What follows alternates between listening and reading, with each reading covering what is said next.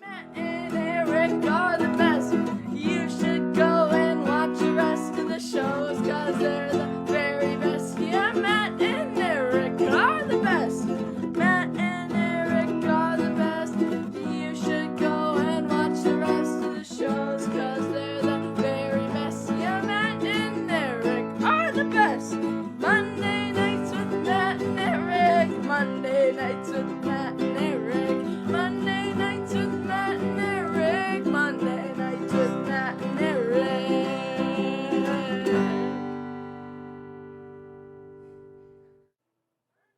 Hey there, Facebook land. How is everybody doing tonight? Welcome back to Monday Nights with Matt and Eric. Welcome back to you. Dude, this is like 2 episodes in a row that you and I get to be here together In the house, I know. instead of zooming things in all the time, right? Yep. We're doing good so far, right? We're doing Jeez, pretty good. I We're know, back right? together. I had to race back into town today to make it, but Yeah, because somebody had to go and hang out at the lake with a friend or two there. yeah, get a little pontooning over the weekend. Got some cabin time. We had a good time. Some physical social distancing from the rest of the world. Yeah, I mean it's pretty easy to social distance on a pontoon, right? Yeah, I that's mean if good. you don't like people around you, you just float away. So, and everybody I was there with, I'd been with, so yeah, it was good times. Good times of the weekend. So what's new and exciting? What do you got going on? Man, we just been busy hanging out with the kids and bike riding and playing games and playing a lot of Legos. Yeah. The house definitely reflects the amount of Legos that we're getting overtaken. I'm pretty sure that pretty soon we're just gonna have to build a Lego house out back to store all the Right. Legos. I know. So other than that, we were up at the cabin last weekend, had a good time with Mom and Dad, got to see them and hang out on the porch out in the woods. We had a lot of rain up there. Oh man, it was rainy, but it was good to be Still out, nice. man. Still Yeah. nice. Yeah, for sure. But otherwise, life is good, man. I've been kind of busy working again, which is nice. Yep. Doing still live streaming events and other things I didn't think I would be doing, again, funerals, which is a different thing, but Right. it's all good.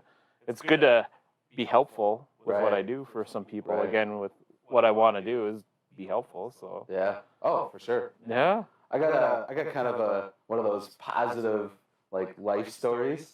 to Okay. share. Good. Give it to me. Yeah, no, this is kind of cool. So Friday, before we take off for the cabin, I swing through Cub Foods, pick up some supplies for up at the cabin, pick up some snacks, Yeah. And I'm doing the self-checkout at Cub, ring everything up. Wasn't really totally paying attention, because I never am. I scan everything. And then, the little prompt that says, do you want cash back? I was like, I usually just say no, but I was like, oh, I should probably have a little bit of cash when I go up there because, Right. typically Jake pays for stuff and I just say, I'll throw you some cash. Yeah. So I hit yes this time, put $40 in, and as soon as I hit $40 and hit next, I see the giant sign that was right in front of my face that says no cash back. Oh. I literally, the sign couldn't have been any bigger. I mean, I literally became one of those people that I hate who never read signs, but then I'm like, oh, okay, so it said no cash back. So I waited for a second, I got the receipt, and, it didn't show that I'd taken cash, so I started walking away because the sign said no cash back. And then as I'm walking away, I hear a lady going, sir, and I turn around and she's got my $40. She's like, sir, here you go. I was like, oh. I go, I walked away because, and I pointed out the sign, and she's like, oh, yeah, what the heck? And it still gave you cash It back? still gave you cash back. So I didn't see it on the receipt. I'm hoping that I just got a free $40.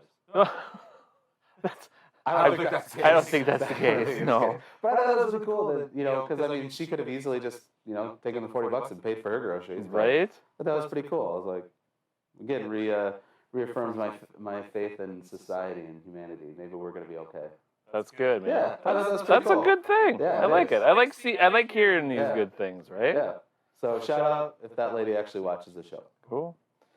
Yeah, otherwise it's just been good. It's been good. We've been outside a lot, enjoying the weather this week, and it's good.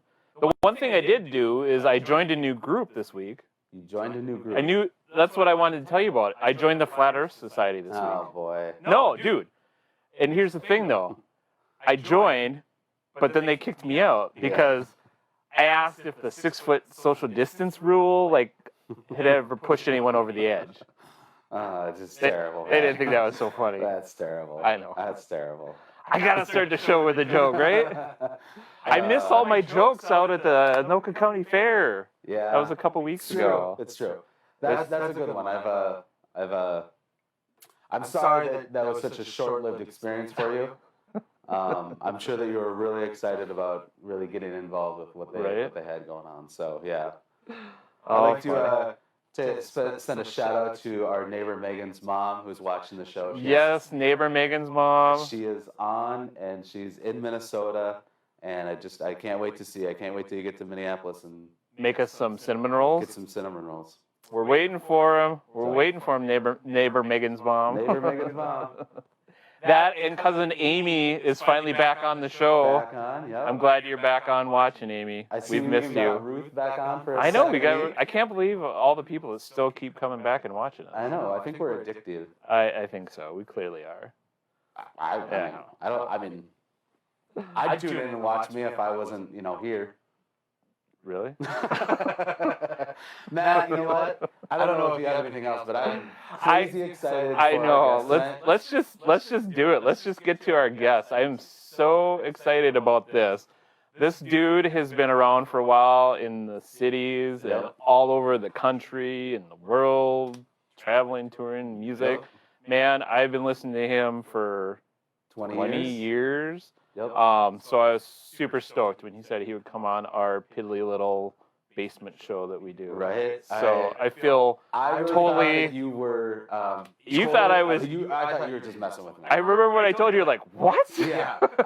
And even like this week when you're like, hey, I just talked to. I know, I was like, you. I thought you were punking me somehow. I wasn't sure what the lead-in was. But I remember when you brought his CD home back in the day. CDs, kids, back in the day. Yeah. And you're like, dude, you got to check this guy out. He's, he's a local dude. He sounds great, though. You're going to love this. And yeah, fell in love.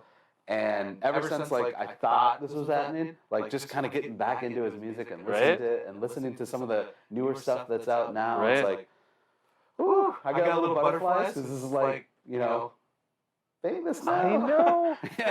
And before I bring him on, even though he can probably, I bring him on, I gotta let you know I kind of fanboyed a little bit last night when we did a test run. Yeah, I mean, when I sat down and he was there, I was like, Kee! I know.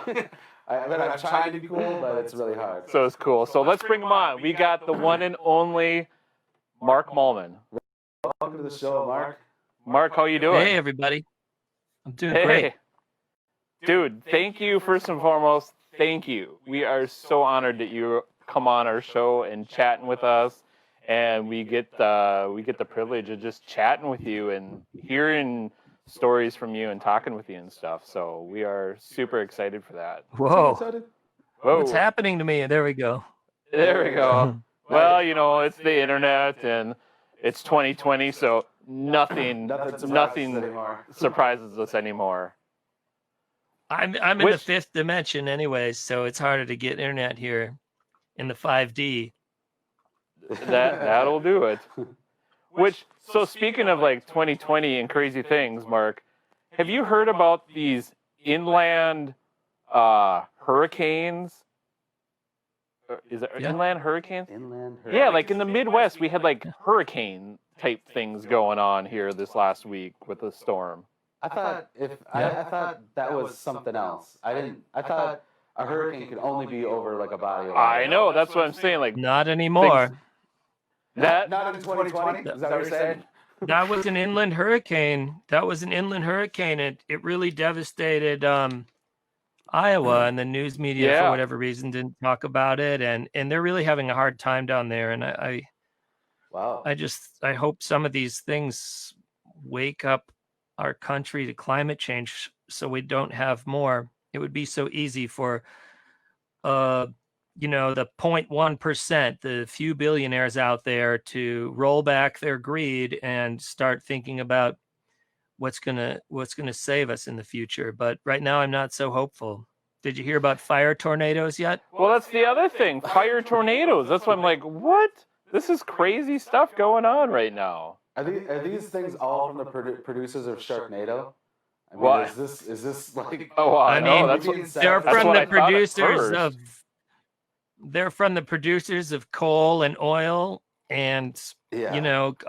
carbon emissions. They're from a lot of people that are making a lot of money that are banking their greed on our future and our children's future. It's really, really awful. And Yeah. I'm not one of these people that believes that 2021 is going to be better. I don't see it. I really don't. If you look at the trajectory of climate, it's just gotten more intense and more extreme. I think we're headed for a real firewall that's going to need global unity in order, and that's sort of where I'm coming from on my new album that's coming out in a couple months. But Okay. yeah, it's really scary time, and sometimes we need fear because we don't live in a culture that's preventative. We don't live in a culture that prevents things. We live in a culture where people wait until bad things happen to fix them, and when it's something like crime, you can do that, but you can't put the earth in jail. We've lived a long time thinking we're bigger than the earth, and it's just not true, and we're about to get slapped. Yeah, hopefully we have a bit of a wake up call for some of this. So, but So we need to do something. Yeah, I think the virus is a wake up call. Right. Yeah, the virus is a wake up call to tell us, we got to put politics aside and think about the greater good. And one death is a death too many. One sickness is a sickness too many when it's something that can be prevented. absolutely. So anyway, it's music, right? Yeah, well, speaking on the lines of that, what are some positive things, before we get into your music, which I'm super excited to talk about, what are some positive things that have come out of all of this craziness that we're going through for you? Because we ask that with all of our guests, we talk about it, we're just, the only way I can mentally deal with this is trying to find some good things, which I found some really good things out of this, been able to focus on some positive things. What are some positive things for you that you've been able to take the negative and put a different spin on it or something like that? Well, if you're talking about my day-to-day life, I'm mostly in my studio all the time. Sure. And I am a self-sustaining organism. So as long as I don't play shows, which is a huge drag, I guess one of the positive things is I've been using people to mix from other countries, mixing my album. And I've been hiring musicians from other countries, people all over the world to play on the new album because I need to hire people with home studios. Whereas before, I would go into the studio with my musicians, go into the studio with my mixer and finish the record. And now we're finishing a record. I'm having people mix in London and Massachusetts. Here, I've got a drummer from Africa playing on my record. People playing from the Ukraine, all over. That's really positive. Yeah. And yeah. Mm-hmm. I think that's cool. How's that been going? How's that experience for you, since that must be new? I mean, it's great because usually, when I'm composing, I'll write it out and have a MIDI track of it, and then it's only if I'm going to compose for a string quartet where I have to write it out on paper. But even nowadays, you just program it and print it out. But it's nice to be able to just envision and not have to go into a studio and spend the whole day. Just envision it, write it, send it out. In 2 days, I got my file back. Meanwhile, I didn't spend that whole day in the studio.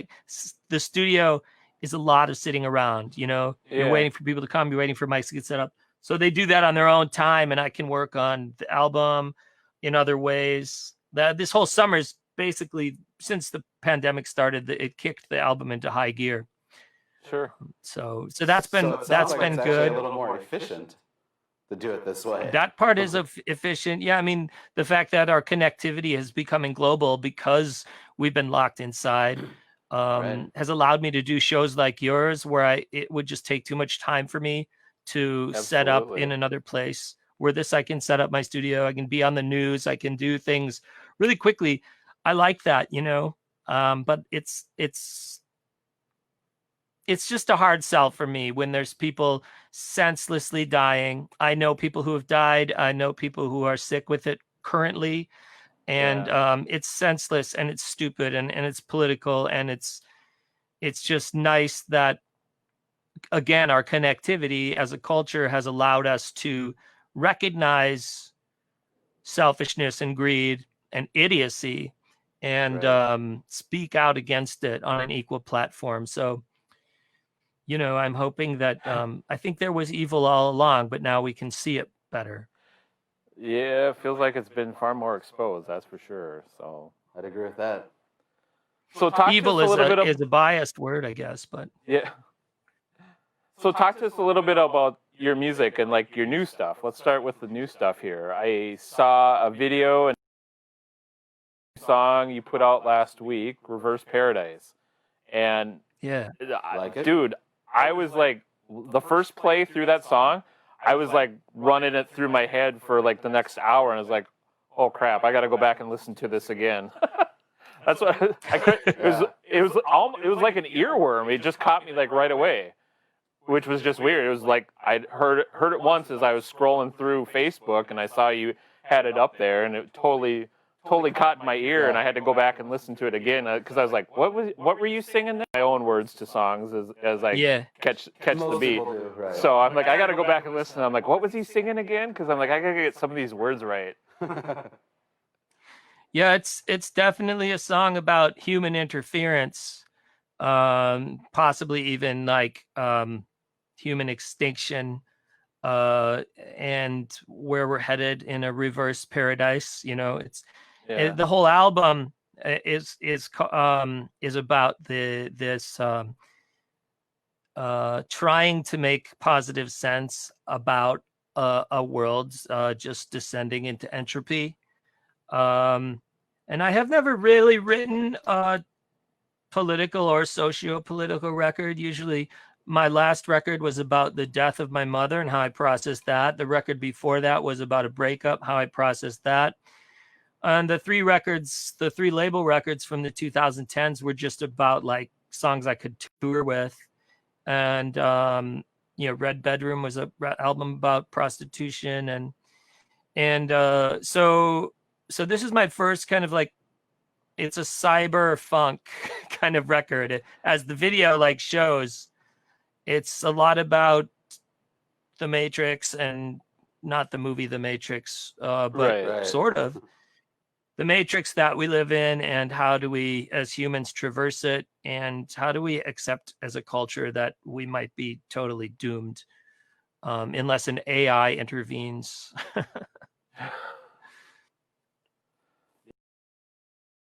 Well, Before the end of 2020, that could happen too. I'm just saying that wouldn't surprise me. I hope so. I mean, Yeah. Essentially, TikTok is an AI that's being beta tested on millions of people all the time, and all that information is probably going to some AI, I imagine. Right. But you know, so I kind of thought like, oh, Grimes is on a cool TIS record, the Anthropocene, and I think that's what it's called, right? I mean that, yeah. And I thought that was cool. I don't know even where to start with that weirdness, but I love her as an artist. But this record started out as like, so normally what you do is you write a bunch of songs and then you take the band and you go in the studio.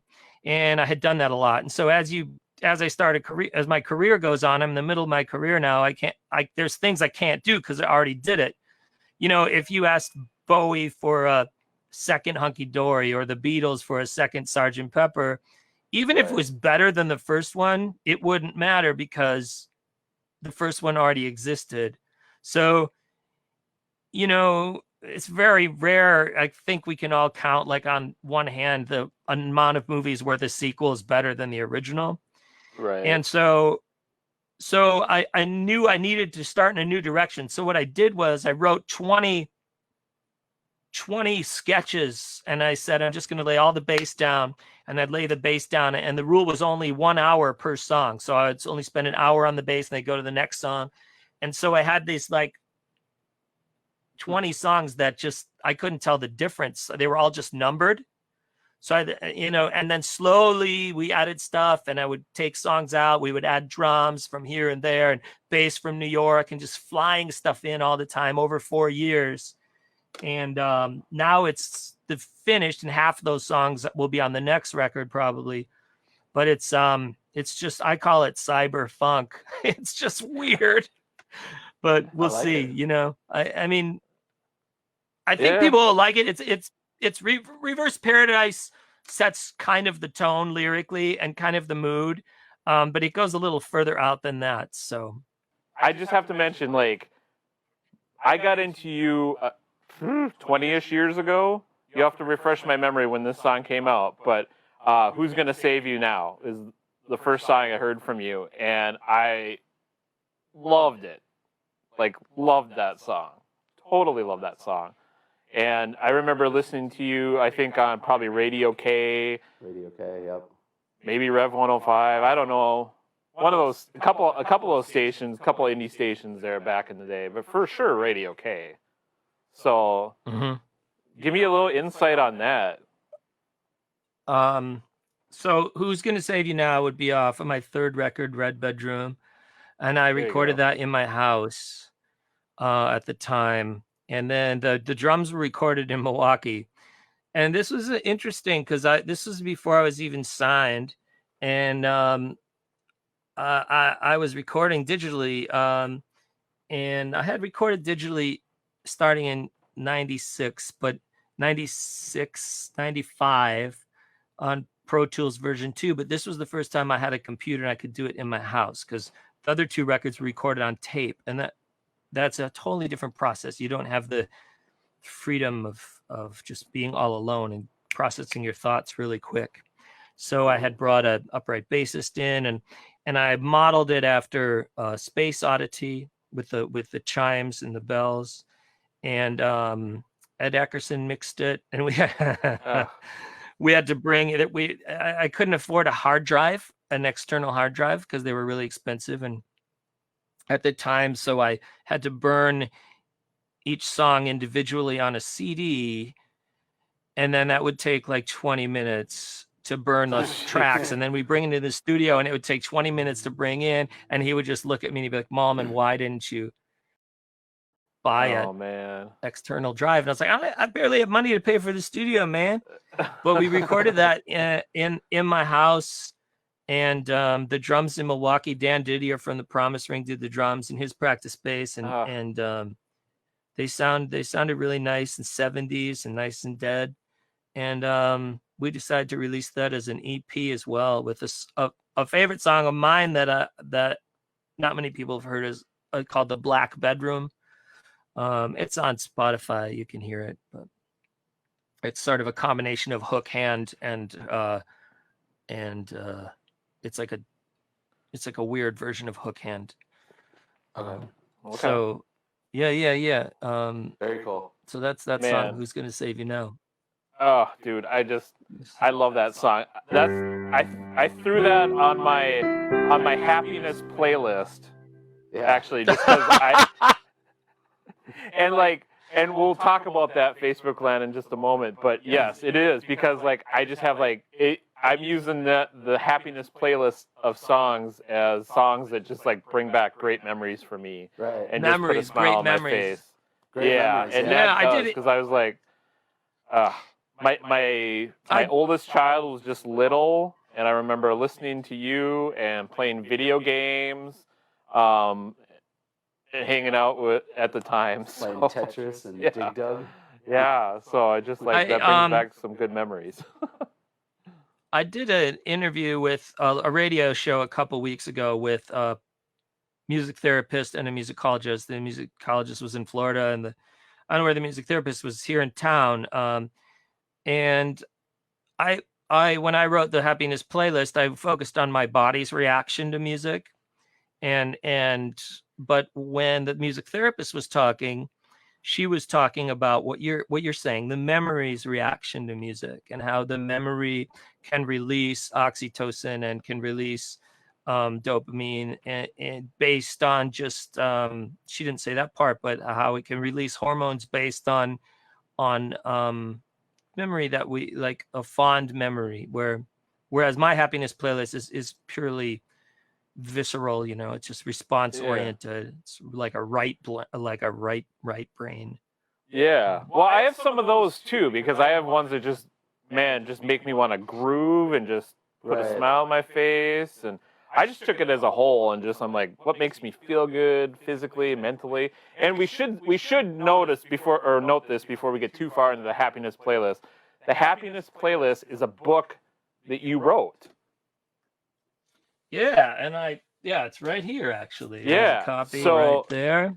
So this is your book that you wrote, which I loved. It was a really good read. It's a really good read. Really good read. And really, like, thank you.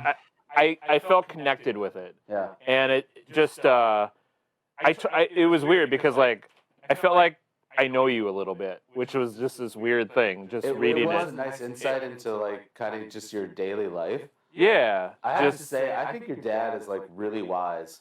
Like, right? I kind of want to meet him. I was thinking that too. All I said is, like, you had just seems like he's like a prophet that just comes in with these incredibly wise things, and I go, wow. He does. He's real. I mean, that book was written. I had a concept. I used the happiness playlist to help me through panic anxiety. So not depression, which is why I focus a little more on my body's reaction, because I believe that we can override our mind with our body. And that's the technique that I use to overpower panic anxiety, is to go into my body, whether it's, with exercise, pushing my limits, or dancing, using music, jamming out, and not thinking.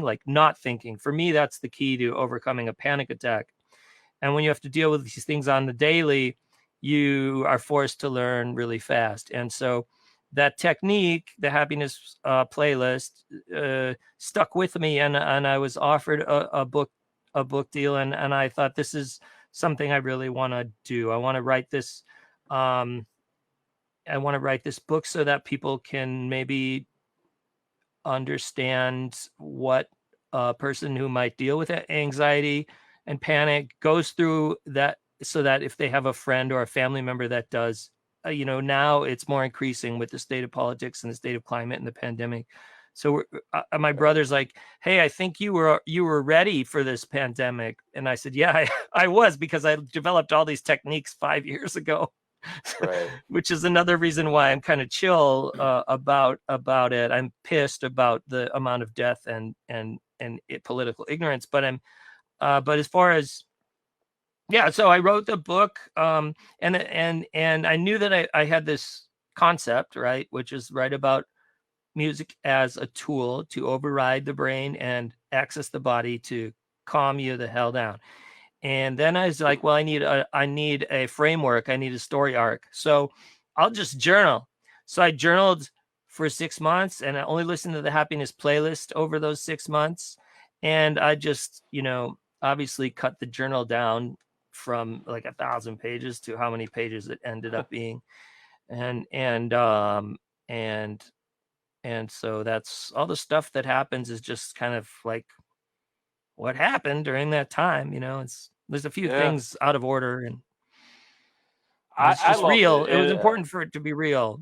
Yeah, and I think that's the thing why I connected, because it totally felt real. And so since the book, have you added to the playlist? Have you added some new songs? Anything that you discovered? I know "Happy" by Pharrell was mentioned several times in the book, which.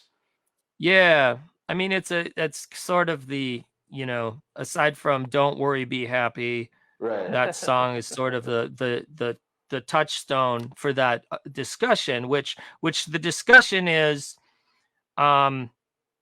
medicine that tastes bad still works. And right, that song is sort of maligned in our culture by critics, but also and music fans, but also it does work. It does make you happy. It's true. Part of that, like from a memory thing, it does recall that movie that it's from, which I like, but uh, but I don't change the list because so many people use the list, and because it's on Spotify, and people listen. I can check who people are listening to it every day, so I don't change it because it is a companion to the book. And I feel like for me, I perfected it anyways. It's a medicinal tool. I don't put it on for pleasure. I turn it on so I can get to a place where I can turn it off and listen to Joy Division and Nine Inch Nails again, which is There you go. and Floyd. That's where I am at. Yeah. So, but we have to,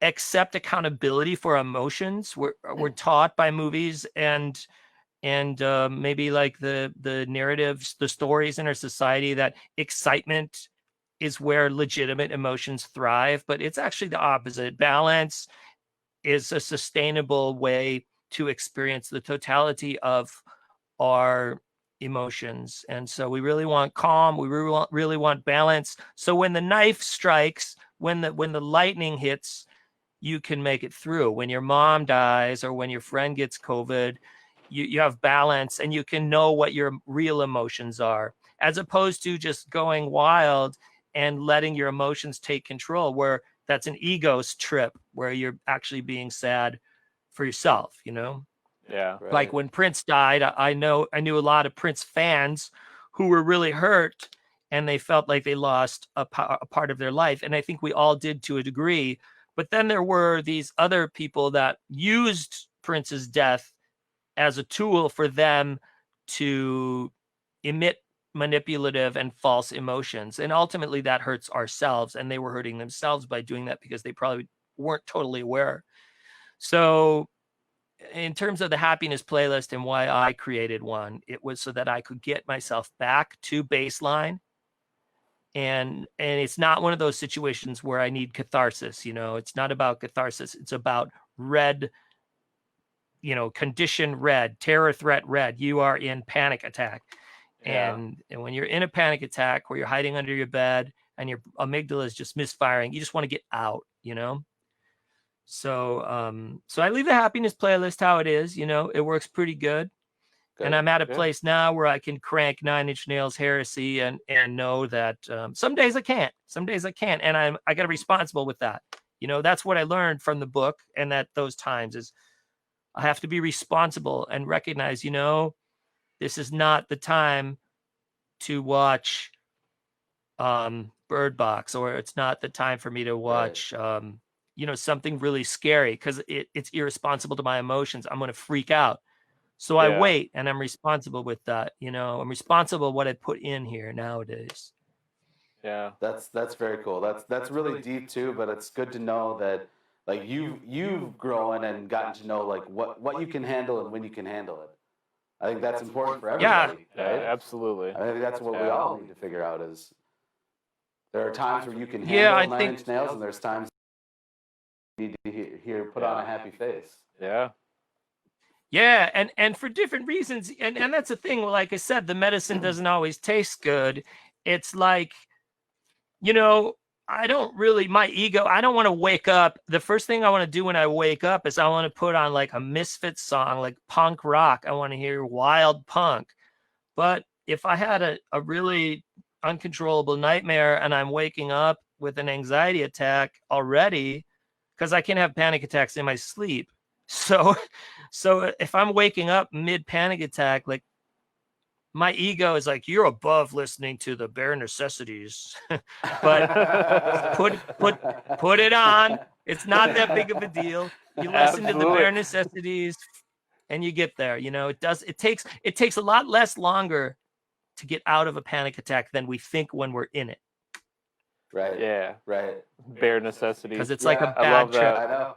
I love that, man. The playlist, Mark, it's such a wide array of music too. I think that's the other comment that I have to, as I look at it, it's just every, I mean, from musicals to pop to just There's a lot that really resonated well too when I think when I that's read what through other the did whole for me is that playlist. my So it's list awesome. includes a lot of stuff Yeah. too. Because I listen to a lot of different styles Absolutely. of music. So, Yeah. but The cool thing about playlists are that they can create a through line between music that might not necessarily, like for instance, you can make a playlist that's like, these are songs all about cars, and that's the through line.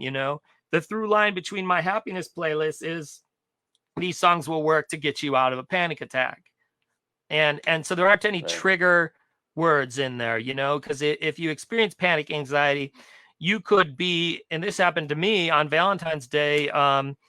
There was a poster of Darth Vader, and we had to shut Valentine's Day down. This was like 3 years ago. We couldn't do Valentine's Day because I saw a picture of Darth Vader. So you can get to that point where you're so triggered by a word in a song that you have to take that off the happiness playlist. right. So there's no mention of trigger words, kill. There's no kill or gun or any words that might trigger someone on that playlist too. It's very methodic and tried over like 2 or 3 years. I'm really proud of it, actually. No, it's a great list. Not the book, the playlist itself. Yeah, I love the playlist. I love the book. I just think it's awesome. So Thanks. I'm curious. So tell us some things that you've been doing now these last few months differently without being able to be out touring and playing live shows and stuff. What have you been doing to fulfill that need besides working on the record as well too? Yeah, the need is real because I started performing with the band in '97. And when we were touring starting in 2003, by around 2007, we were playing maybe 180 shows a year. And then, so in 2013, I stopped touring, but I was still playing regionally and nationally, doing one tour a year, playing 50, 60 times a year. So you're talking, at least a lot of shows. And so it's really like a constant reminder to myself that we can't predict the future. We have to live in the moment and do the best that we can, and we also need to accept that we can't always have what we want. When I do that, I don't miss live shows, but I can sit down and be like, God damn it, I miss like going to a club and loading in. Performing is fun, but I love loading in. I love hanging with the band. I love the thrill of every single. That's how I knew I wanted to do this as a job. I like plugging in a cable, like everything I like. The road, so that's all gone, and the band is gone. So I'm live streaming by myself, but the live streams help, But really, what we have to learn is like, America is so much like have it your way, right? I don't know what fast food company that is, but yeah, and we have to recognize that is something that has been constructed in our capitalist society. It's an ethos, like a fast food, the customer's always right, ethos, ethic that maybe has instructed us subconsciously to not be prepared when we can't have what we want. And we turn into babies, screaming, crying babies because we can't have what we want. But this is like what Spock says: the needs of the many outweigh the needs of the few, or some shit like that. Yeah. So I just like try to remind myself, oh, it's too bad I can't play music. I'm sad. Somebody's dad's in the hospital and they're dying, and they're saying goodbye to them on Zoom. Yeah. Right. So. Whatever, rock shows are going to come back in a year, and I can wait a year. I've waited a year for other things, Right. Yeah. And I waited my whole life to be on this show. Oh, man. That's right. That's right. You know how to win me over, Mark. We already got our guest. We waited forever to have you on the show. Yes, this is awesome. So, So I just want to mention, because your live streams are cool because they're a cardboard city live stream, right? Yeah, I don't have any. I guess No. I have a cardboard building here. No, we just got to tell everybody to tune on in. I think this Friday you have one coming up, don't you? Yeah, there's Yeah. all of these Cardboard little City. I get it. buildings, Yeah. Okay. and they're the set from my video for Quarantined. And yeah, that's where I set them in this kind of fantasy city. But I also felt like when the live stream started, we were all kind of trapped in our cities, and so I wanted it to feel like I was outside in this empty city. And now I'm just like doing whatever's entertaining for people who are being responsible and, like, you know, taking one for the team by sitting at home. Yeah. And you know, people all over the world too, which is cool. My fans, and I have fans that have never seen me before that are able to see me on these live streams, which is really cool. You know, small That amounts, is. but still people in Portugal and Australia, and it's exciting. Well, that's the one thing that. Oh, I'm sorry. Go ahead. Didn't mean to No, cut you go off. ahead. No, Go ahead. no, that's one thing we keep talking about is we're excited about with the musicians we talk to and everything.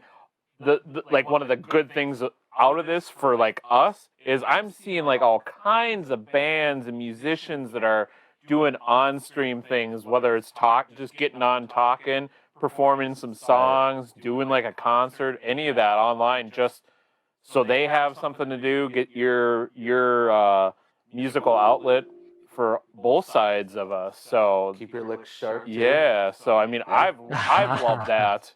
Because I miss live music like tomorrow. I mean, we talk about it almost every episode, how much we miss live music, and it's really kind of both of our thing. We love, I mean, obviously First Avenue is that's home. It really is. It but is First Minneapolis, we're really blessed because we have a lot of, you know, really good venues to see shows. A lot of small clubs that are great to see a show at. So yeah. I mean, we've seen it's definitely a huge drag, you know, but also like you wouldn't catch me playing in a bar right now. I don't want to be responsible for bringing groups of people together, and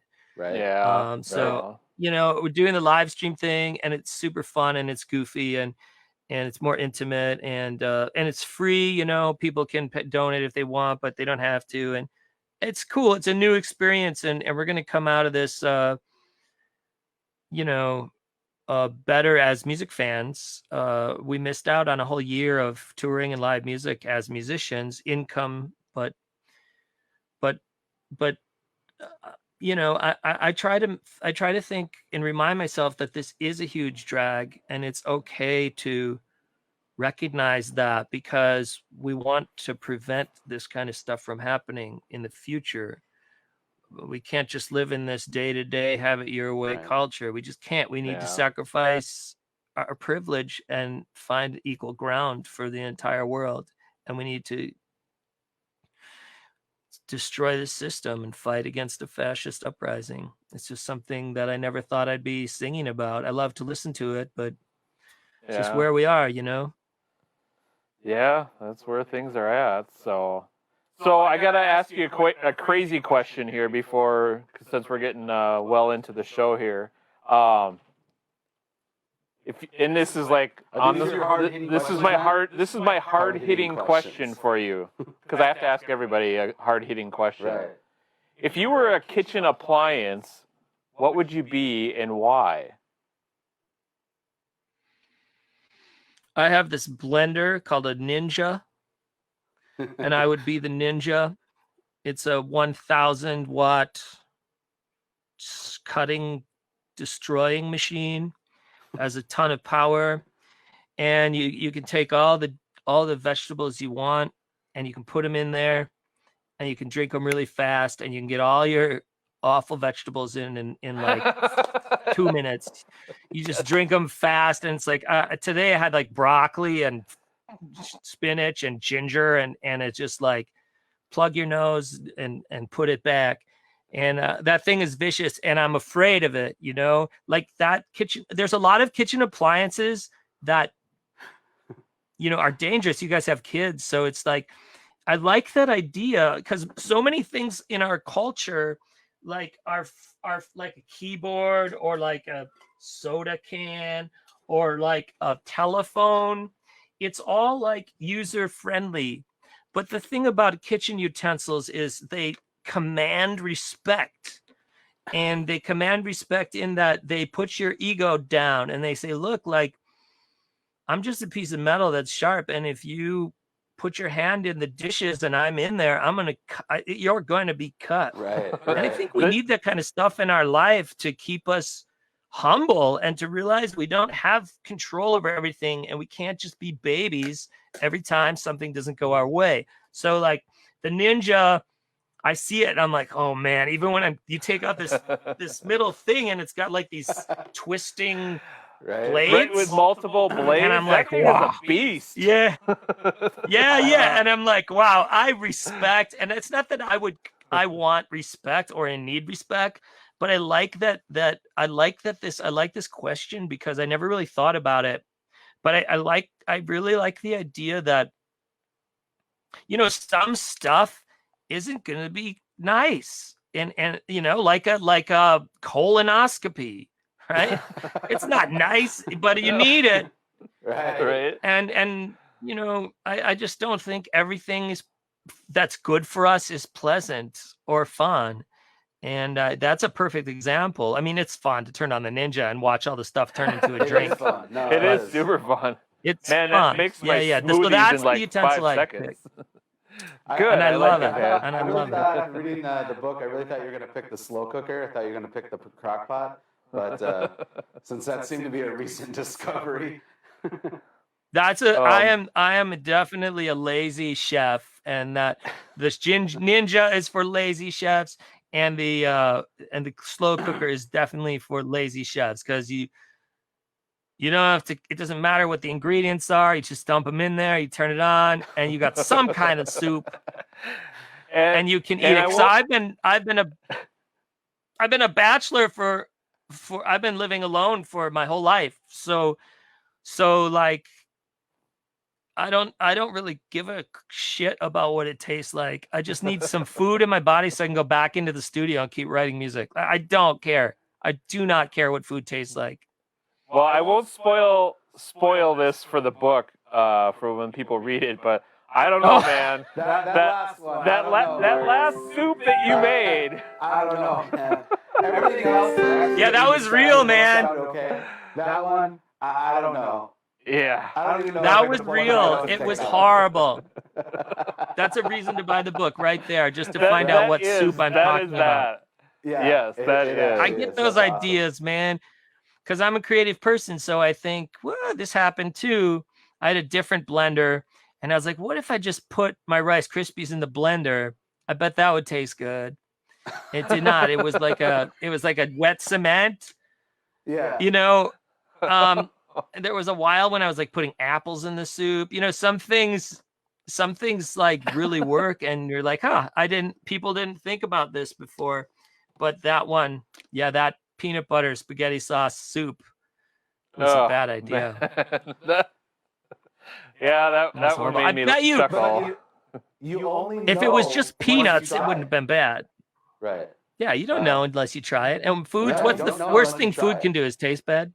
Right. You're adventurous, I'll give you that. Yep. So what the heck? Yep.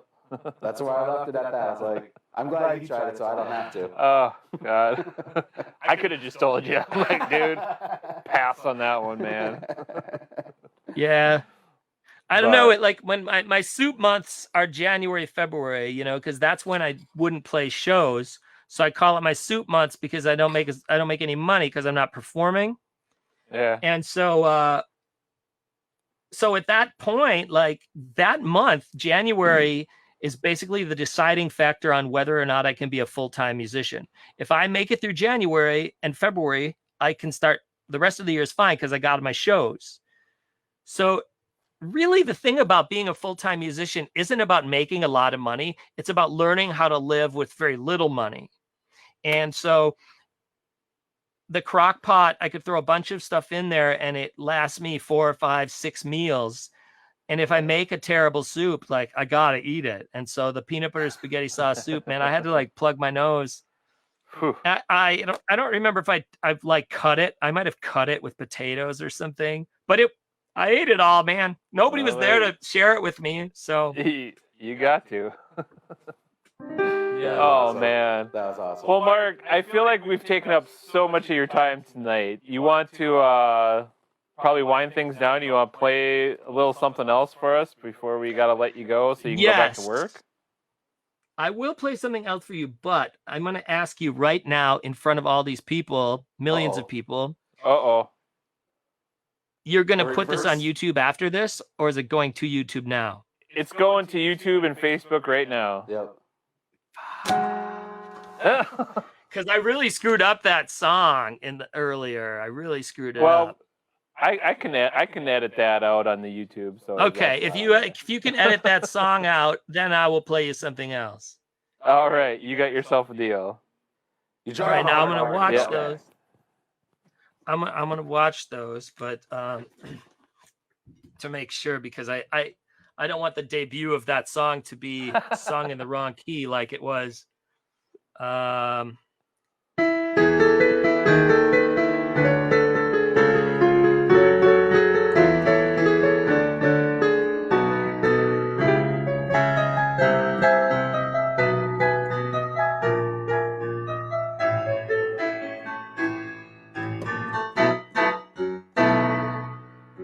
Well, I set my sights on a better life, and I ended up right here with a lonesome smile. Hope I live a long time. I want to be around to win this bitter trial. But I want to have stuff when I don't have enough, and maybe take a 3-day weekend off. Maybe takes it slow. We're lovers and we're strangers, we're women and we're men.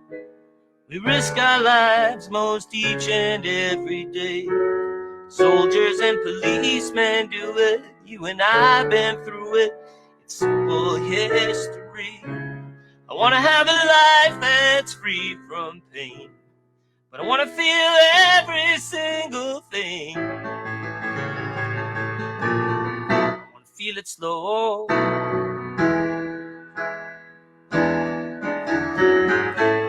Make no matter of fuss of the darkness, 'cause I know that day will come. And the river is swift and the bank is steep. The current is quick and the water is deep. There's a mighty grip in the undertow. Baby, I wanna feel it slow. Well, I'd like to go around from house to house and town to town, finding anyone who's feeling down and round them up, but take them home. At least they wouldn't be alone, 'cause people make it easy and everybody needs a little more. Rich and poor, I wanna have a life that's free from pain. I want to feel every single thing. And I want to be in love more than anything at all. I would be the happiest poor man. It's coming in. Here it comes.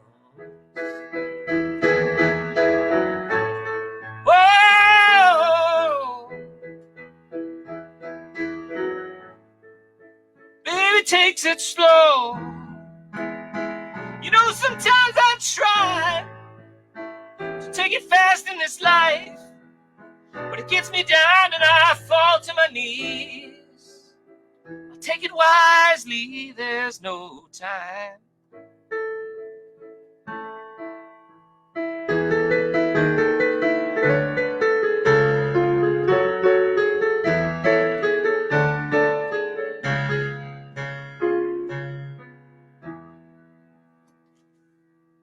Wow. Dude, thank you. I love this. Thank you so much, man. This has been awesome. Thanks for having me on. It's been really fun. Yeah, I really appreciate you taking time to do this for us and our Thanks little for taking time to have me on. show. Absolutely, absolutely, man. And you got a lot of good things coming up for you, I know, and I'm Yeah. excited for some of your live streams coming up because I know you got some really cool ones coming up that you're. Yeah, Bowie one, a Pink Floyd one, yeah. Oh man, Pink Floyd. Yeah, when is the Pink Floyd one again? In September? September, yeah. I got the set Sweet. list done, Run Like Hell and Dude. Comfortably Numb. It's all just me with backing tracks, down here. So Yeah. it's half karaoke, but it's fun. That's awesome. It's really That'd fun. be cool. Yeah, that one I'm tuning in because I'm a huge Pink Huge Floyd Pink Floyd fan. Yeah, so. for sure. Yeah, what's your favorite album? I love Wish You Were Here, and I really, really love like the old stuff from Okay. like I mean like from their first couple records before Right. Roger even came into it. When Nick Mason's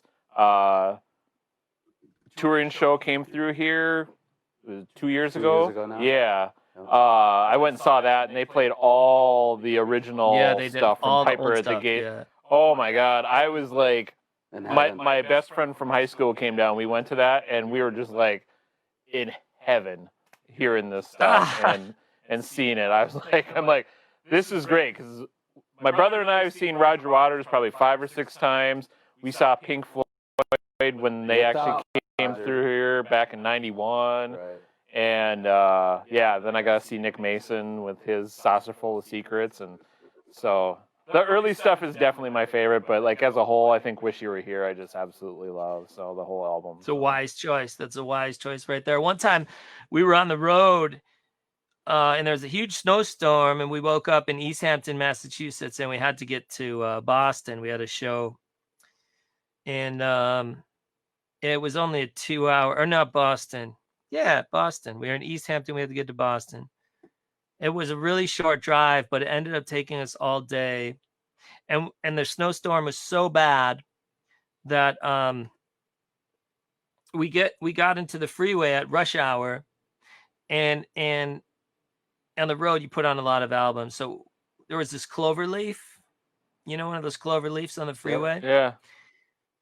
So right when we got onto the Cloverleaf, I put on Wish You Were Here. And the traffic was so slow that by the time we finished the Cloverleaf, the album was done. So that album always reminds me of waiting in traffic during a snowstorm in Massachusetts. Wow. That's awesome. Yeah, it does. Well, dude, we're gonna let you go. We've bent your ear for long enough here, and again, truly appreciate it. This is awesome. So awesome. This totally made my year for this. This was great. Yeah, so yeah, for sure. Thank for sure. you. This is great. This is great, man. I wish you nothing for the best. Stay healthy. Same for you guys. Thank you. I'll be tuning into your live streams for sure. And actually, I'm going to send you over a message because I found some info to help with your live stream, I think. So I was going to figure it out. Oh, and send cool. you That would be stuff for great. it that you were talking about. All right. So. Don't forget to wear masks. Wear masks for somebody you don't know who's scared as hell. Struggling. Because if they get it, they die. You're not wearing it for yourself. That's So, exactly Absolutely. right. That's exactly right. and next year we'll be fine. We'll be rocking and rolling again, baby. Man, I'm looking forward to it. Absolutely. So, all right. Cool. Take care, brother. We appreciate it. Thanks. See you later. All right. Bye. Bye. Dude, that was awesome. Like, I loved it. Super, fanboy. That Yeah, was awesome. totally. That was so cool that he did that for us. So, and people that you kind of admire from a distance like this yeah. end up being as cool when you talk Yeah. to them. So It's just like, so down to earth. Yeah. Yeah. And last night we did a test call on here to see how it would go and stuff, and we just chatted, and it was cool. So, yeah. but So just to recap, Happiness Playlist. It's a good book to read. yeah, absolutely. It definitely is worth it. Yeah. And it kind of gets you thinking. For all of us who music really does kind of shape our life. I know it does for me. I know it does for you too. It motivates me. It inspires me. It kind of gets me going. it really even made me think about, how am I reacting to different songs, different Right. styles, different Yeah. artists. So we had this conversation. Because I brought up too. It's like sometimes it's a memory that makes me happy about that song. Right. A lot of times it is. Because I brought up a song that isn't necessarily a happy song, but it reminds me of something that was very funny and happy. And that was when we were DJing way back in the day, and we were playing a teen dance at the Armory, and a fight broke out. And you look over to me and you're like, "Give me LL Cool J right now." And I was like, "What? LL Cool J? Like, that's not something that we would normally go to." But you went to Mama Said Knock You Out, and it turned the whole crowd around, right? Well, it's funny in the first place, but then I totally remember I hear that, I instantly get a smile on my face because I think about that moment, and I'm like, that was really fun. Yeah, like, that's why. I mean, that's why I think it's cool. Everybody can take the happiness playlist and create their own and use it for them how they want. So it's cool. So. Well, dude, we are running really late on tonight's show. Yeah. We can kind of wrap things up tonight, can't we do have one more, our surprise video bit of the week. Looks like Nuclear Ned sent us another video here. So, Nuclear Ned's in. Well, so he's back on, so we got to put him on. Good Monday, Matt and Eric, and welcome to Nuclear Ned's North Dakota Agricultural Show. As you can see by the hat, I'm on a little bit of a vacation. But we're taking the show on the road, heading east from North Dakota into that wild state called Minnesota. See what we can find and get into trouble with. Hope to see you soon. Stand by for the next episode 3. So we didn't even get like one of his crazy like episodes. This was like a teaser to an episode. So he's so popular now that he gets to run teasers on our show. So he's running teasers on our show. I love it. I love it. Well, Nuclear Ned. It works. It works. Well, I can't. I'm going to tune back in now. I was thinking maybe not, but now I'm going to come I know. back. So, otherwise, I think we need to wrap things up. But just so you know, we cannot allow this year to end. You know why? That'd be admitting that 2021. I know. Ah! Oh, Matt.